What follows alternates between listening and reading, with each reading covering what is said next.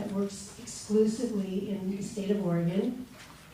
We work on helping communities that are experiencing effects of pollution or contamination find solutions so that we can achieve good public health and clean air and water. We're very happy to be co-hosting this town hall with many members of your community.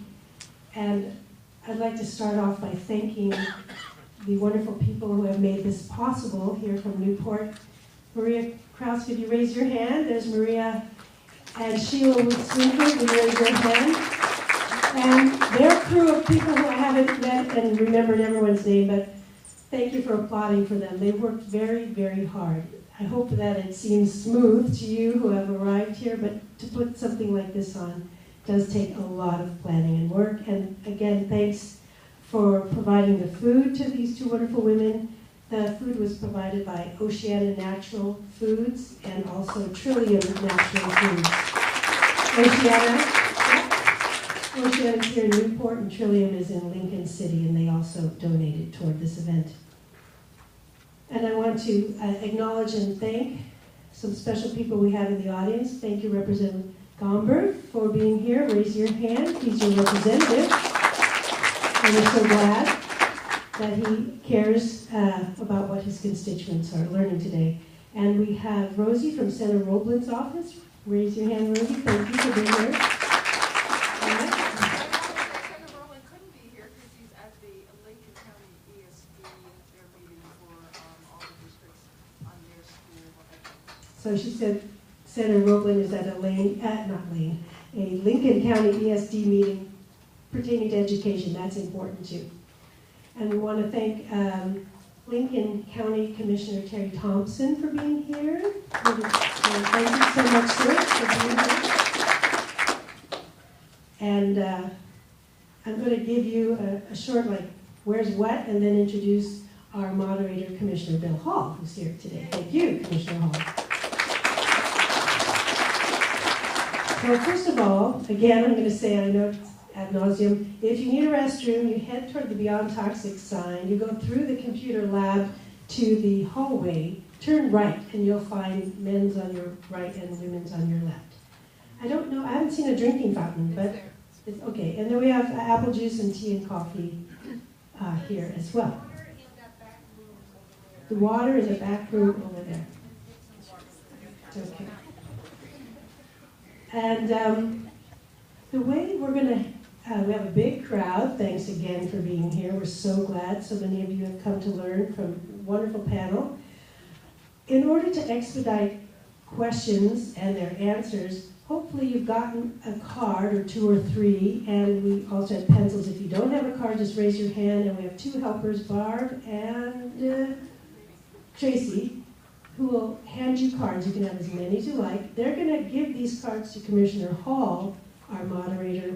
He's going to help bring the most widely or most frequently asked questions or pertinent questions to the top of the list. We'll have 3 questions after each speaker. And then at the end, Commissioner Hall will entertain more questions from cards or from your hands. And he's in charge, so it's up to him. So again, you can have as many cards as you like. When you have your question written down, you can either, probably the best thing is pass it to one side or the other, and if the people on the ends would be so kind as just to wave the card, then Tracy and Barb can come and get them from you and deliver them to the commissioner. This is a good system and has worked well so far.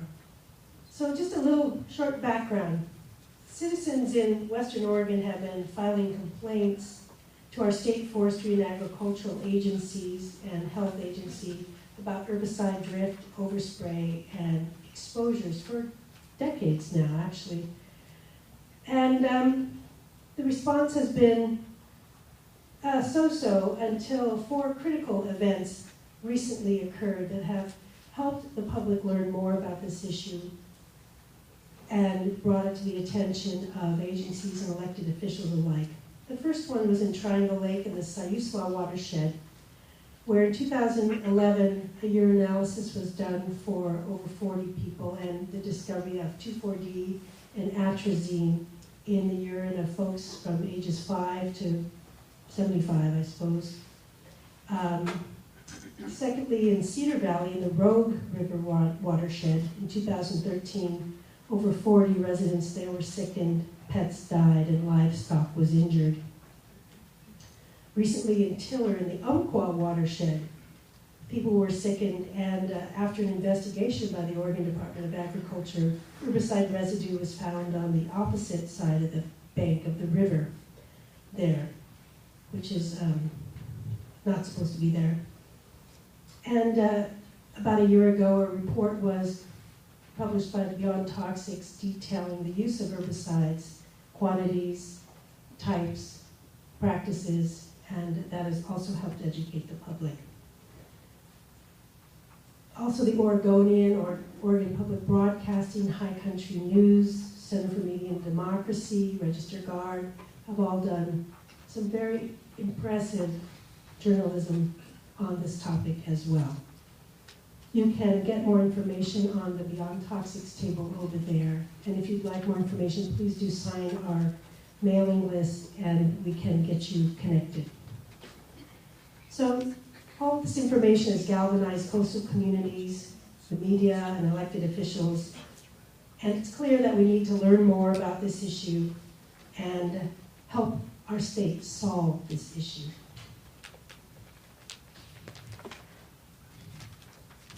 Sorry. So please, I want to welcome you again to the fourth in a series of town hall meetings. The first one was in Gold Beach. The second one was in Rockaway Beach. The third one was in Triangle Lake. And here we are today in the town of Newport, thanks to our dear hosts here. And I'd like to welcome Bill Hall. Commissioner Hall was elected in 2004 and then re-elected another 2 times and serving his 3rd term. I think that he must serve his constituents well. He's an Oregonian. He was born in Portland, has a wife and 2 children here in Lincoln County. He has graduate degrees in communications and journalism and served as news director for quite a number of media outlets and radio stations in Oregon. I was impressed. Mostly, we're all impressed with how he's an amazing leader in the concerns of Lincoln County and social programs. He's been awarded, recognized and awarded for his work on mental health programs and juvenile delinquency and crime. He's been given the Award of Excellence. When I read his biography, it was just so impressive. Truly a civil servant, someone here for the good of the people. Commissioner Bill Hall.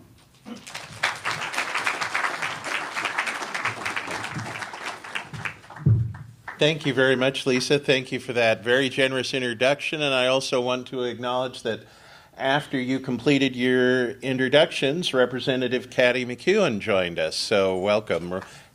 Thank you. Okay, I want to just offer some very brief opening comments and talk a little bit more about the ground rules, and then we'll bring our first speaker up. When Maria asked me if I would be willing to be moderator tonight, I said I would be honored to do that. I think county government has an important role as a steward of public health, not only in things like surveillance and coping with disease outbreak, but with inspections, not only of restaurants, pools, and spas, but of small drinking water systems and septic systems. And I think county government has been a good partner in dealing with some of these issues at the local level. When a citizens group here in the county, Concerned Citizens for Clean Air, petitioned ODOT 8 years ago now, I believe it was, or we're going into the 9th year, for a pilot no-spray project along a 25-mile stretch of Highway 101, beginning at the Lincoln Lane County line. We partnered with them to support this with ODOT and have served as a communication conduit and an advocate through the years. I'm honored to say that in a lot of ways this was modeled on the policy that the county road department has had in place for many years with regards to use of herbicides, that basically it's a last resort policy instead of a first resort policy. And we have worked to help ODOT maintain that no spray pilot, such as a few years ago. I think some people here may remember a case in Yachats where, because of some difficult terrain, that the county was going to partner with ODOT to spray on a short stretch of 101 at the south end of town, but the citizens of Yachats stepped forward in a pretty large numbers and said, nope, this is not acceptable to us. Let us organize a manual control effort. And to ODOT's credit, they said yes, and that proceeded, and the spray did not take place. So, Lisa and I were talking a few minutes ago, and I think she came up with 3 terms that sum up what we want from tonight. We want it to be civil, we want it to be informative and factual. And just a few other ground rules. Again, please, I want to appeal to everyone. Be respectful of all of the speakers. Do not speak when a speaker is talking. Please wait to be recognized. Again, use the cards to submit questions, and I will be doing my best to sort and order them. And as we heard from Lisa, try and bring the most pertinent and the most frequently asked ones to the top. So I think that covers the key organizational things. And now let's hear from our first presenter, Laurie Bernstein, a retired U.S. Forest Service fish biologist, specialist in GIS mapping, and volunteer with Beyond Toxics.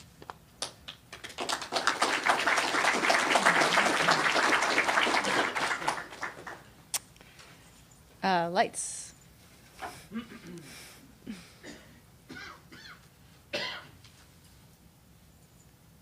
Okay, does that work for people? Can people see well? Okay. I'm going to be talking about an analysis of forestry herbicide spray records and then compare the Oregon Forest Practices Act regulations with other states. But first, let's define an herbicide. An herbicide is a type of pesticide that is used to remove unwanted vegetation. There are many types of pesticides, such as insecticides and fungicides, but I will only be talking about herbicides. Private and state foresters use herbicides for multiple reasons, such as site preparation after clear cutting to eliminate brush and shrubs, so it's easier to plant trees. And then after the trees are planted, to eliminate competition from other vegetation. The same clear cut is often sprayed multiple times. As Lisa mentioned, a little over a year ago, Beyond Toxics released this report that analyzes spray records in the Triangle Lake area. Triangle Lake is a community in Lane County, west of Eugene, and this report is available in its entirety on the Beyond Toxics website, or you can buy a copy at the back table for $10 or free with a membership. To our knowledge, this is the first time forestry herbicide spray records were analyzed in Oregon.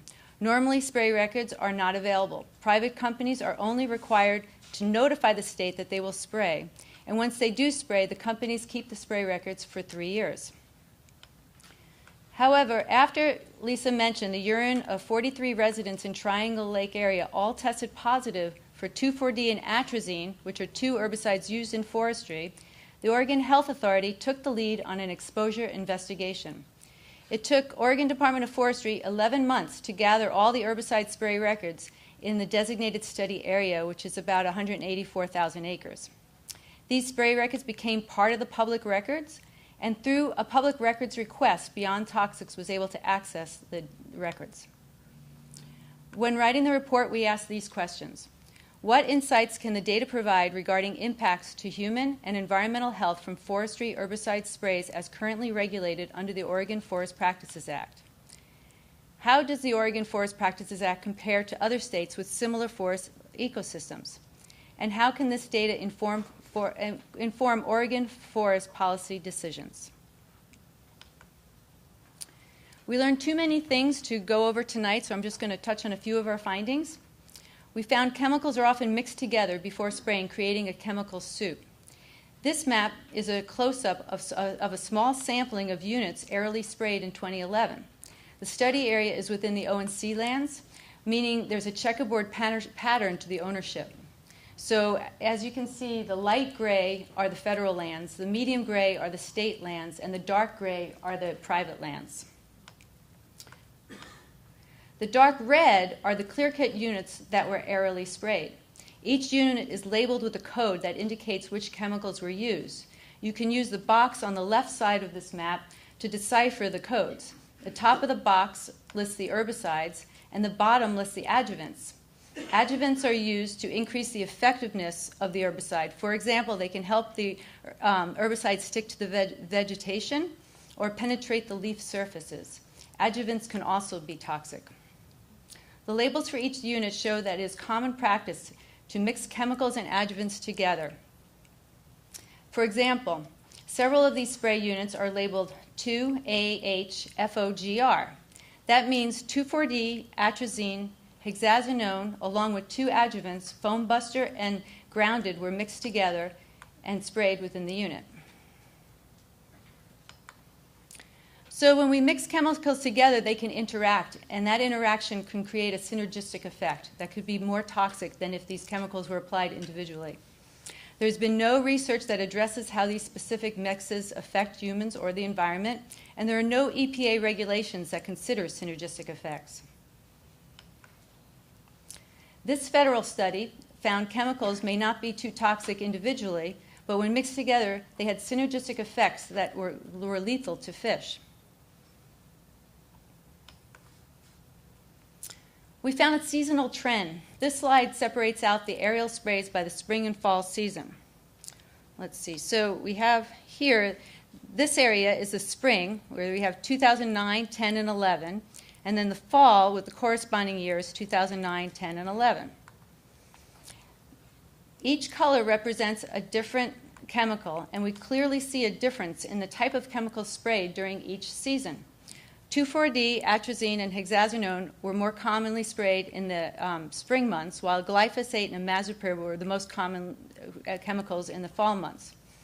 There was a 226% increase in pounds of pesticide products sprayed from spring of 2009 to spring of 2011.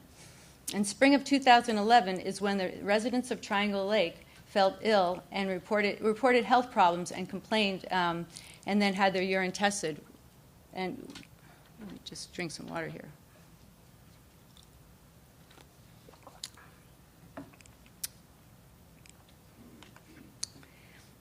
We used an environmental and human health toxicity rating that was developed by Cornell University.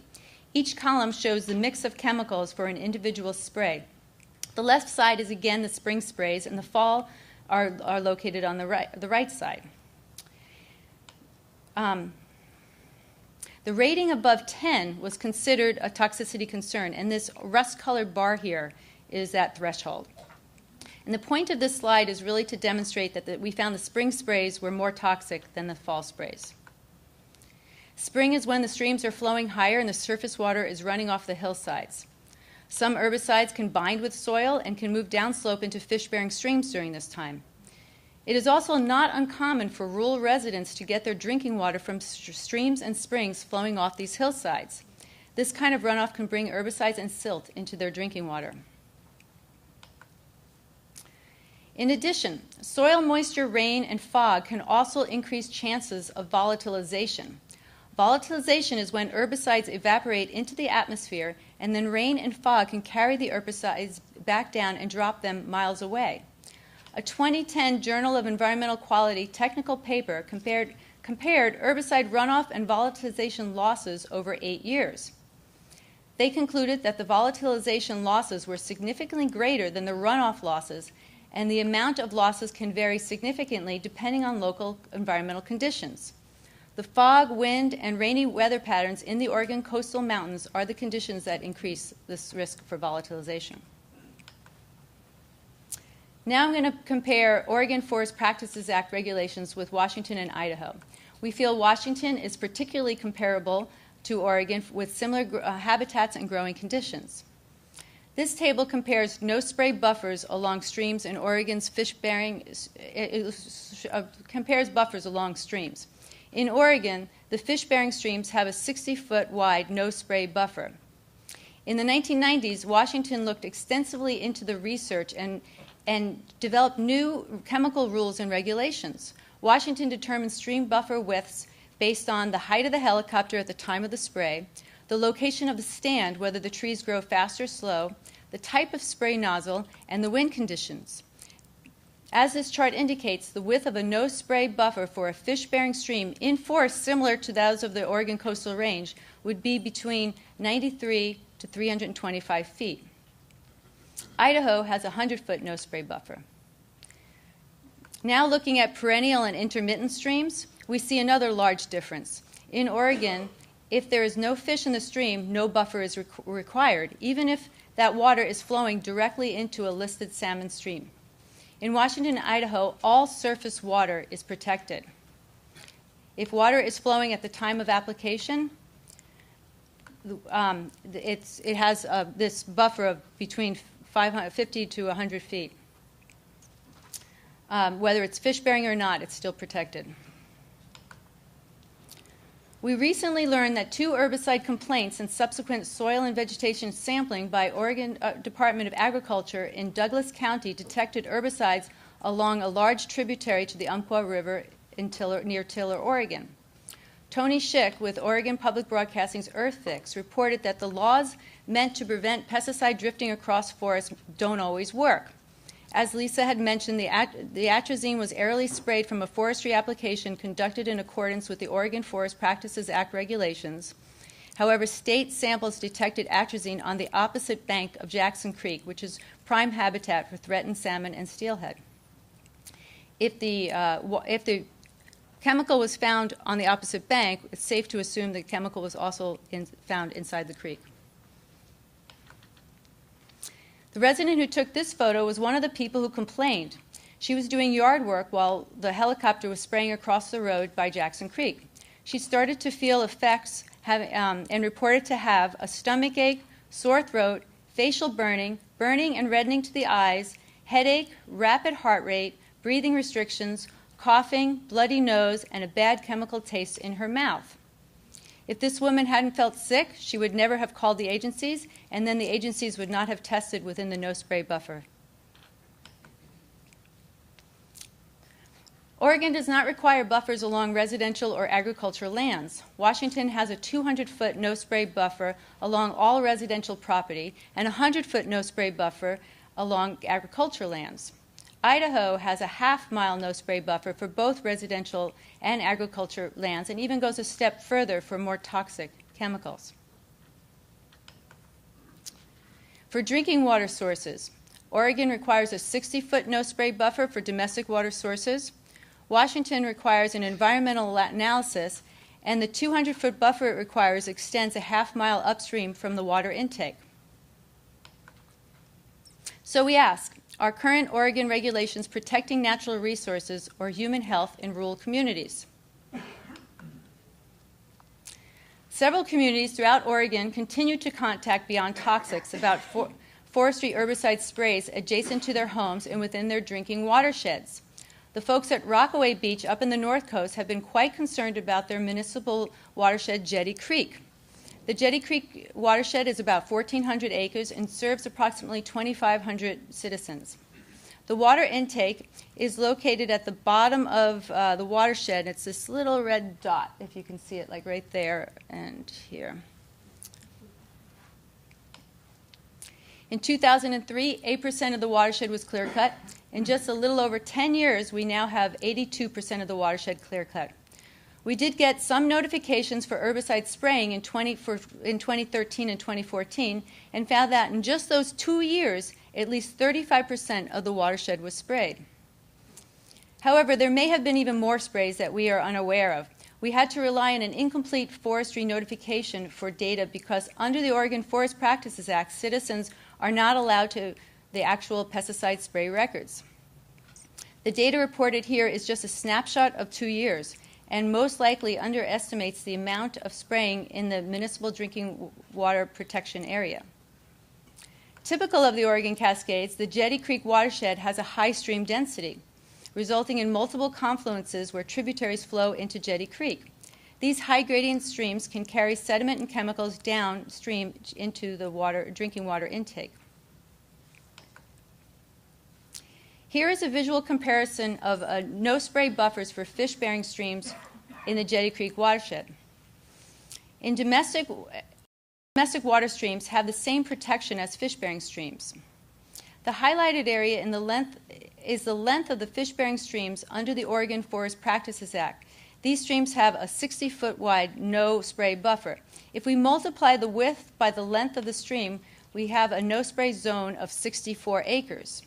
In contrast, Washington has a minimum of a 200-foot no-spray buffer a half mile above the intake, and then 175 feet for all other fish-bearing streams. Washington would provide protection to 3 times more of the area directly adjacent to streams. Residents are concerned about their chemical soup sprays being sprayed in their drinking watersheds. No one knows the synergistic effects, and the cumulative effect of spraying all these units are also unknown. I believe Josh Seeds of DEQ will talk next about water quality sampling. Oh, no? Okay. Nope. The third speaker. Okay. Not next week. Well, anyway, are you going to talk about? Okay. When he's up, he'll talk about it. The risk to drinking water is not restricted to the North Coast. Here's a photo of a house down in Curry County. The residents who live in the house that is circled get their drinking water directly from a spring-fed stream. It is not uncommon for rural residents throughout Western Oregon to get their drinking water from similar surface water sources. The person who lives there has been extremely sick ever since the use unit was sprayed in 2011 and can no longer use this intake for drinking water. Here is an example of how common aerial spraying is within important salmon watersheds. This is a map of the lower Lobster Creek watershed. Lobster Creek is a tributary to the Rogue River. So what we have here is this is the Rogue River, and then Lobster Creek is here flowing up through the middle of this watershed. In the 2002 Lobster Creek Water Quality Management Plan, the Oregon Department of Environmental Quality refers to Lobster Creek as the most important fish-producing stream in the lower Rogue River. This is a map of the aerial spray notifications. This map displays the high density of herbicides sprayed over 4 years in this important salmon watershed. The yellow units were sprayed 1 year, the orange units were sprayed 2 years, and the red units were sprayed 3 years. Keep in mind, if we had notifications prior to 2010 or after 2013, we may see more orange and red units. Several of these units, I want to point out also, are adjacent and immediately upslope from Lobster Creek itself. And the northern portion of the watershed where there are no sprayed units is on federal land. In December 2013, 2 federal agencies requested public comments on their findings that Oregon Forest Practices Act falls short of protecting coastal streams. Following that announcement, the Columbia Basin Fish and Wildlife Bulletin reported that in its initial findings, EPA and NOAA had determined Oregon's logging practices for private lands were inadequate to protect small and medium-sized streams, and there was a need to limit pesticide contamination. They also said federal agencies repeatedly point to far more protective logging practices in Washington and California. The Oregon Forest Practices Act regulates private and state lands. The U.S. Forest Service and the BLM are the federal agencies that also manage timberlands in Oregon. More than 30 years ago, these agencies banned aerial spraying of pesticides in western Oregon. They concluded that the spraying herbicides is not an environmentally sound practice and is not necessary for industrial harvesting of timber. So in conclusion, Washington State has developed a Forest Practices Act that better protects human health and natural resources. Oregon needs to step into the 21st century and provide better protection. Oregon should not be decades behind other Pacific Northwest states. Some good news is we have an opportunity this legislature session to make a change. Representative Ann Leininger from Lake Oswego is currently working with the legislature on a 2015 bill that specifically looks at pesticide applications on forest lands and how to provide better protection for rural residents and the environment. You can help support this effort by contacting your local representatives.